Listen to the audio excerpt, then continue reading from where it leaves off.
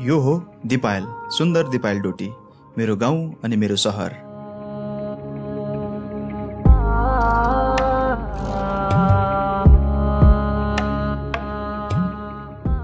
म जन्मेको, हुर्केको, पढेको, जान्ने बुझ्ने मान्छे बनेको ठाउँ हो यो।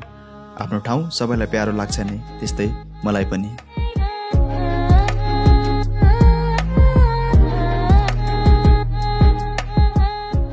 भाषा र संस्कृति जस्ता थुप्रै कुरामा सिङ्गो सुदूरपश्चिमलाई नै प्रतिनिधि गर्ने ठाउँ हो यो। त्यस्तै प्राकृतिक सुन्दरताको बयान कति हो कति, अनेकौं छ।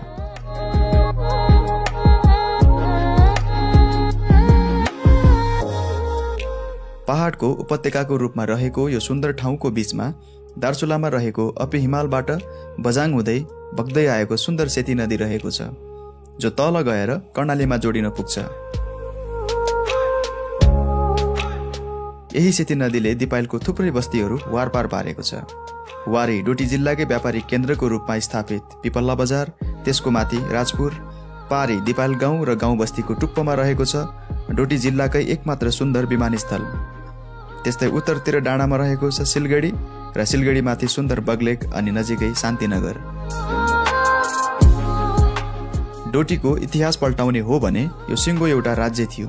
यसको प्रमाण स्वरूप तत्कालीन दरबार अर्थात् कोटको थोरै संरचना अझै देख्न सकिन्छ, जसलाई अहिले कोट भैरवको नामले चिनिन्छ।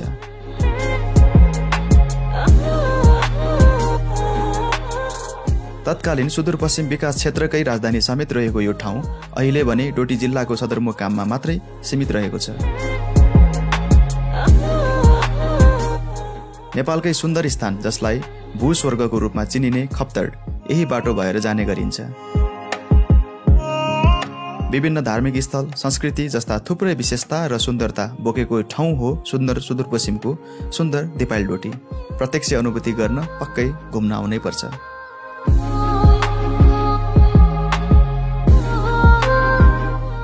तपाईलाई मेरो गाउँ अनि मेरो सहरको भिडियो कस्तो लाग्यो? कृपया प्रतिक्रिया दिनुहोला र मन परेमा अवश्य सेयर गर्नुहोला। अब हाम्रो भेट यस्तै अर्को सुन्दर भिडियोमा। त्यतिन्जेलसम्मको लागि धन्यवाद, नमस्ते।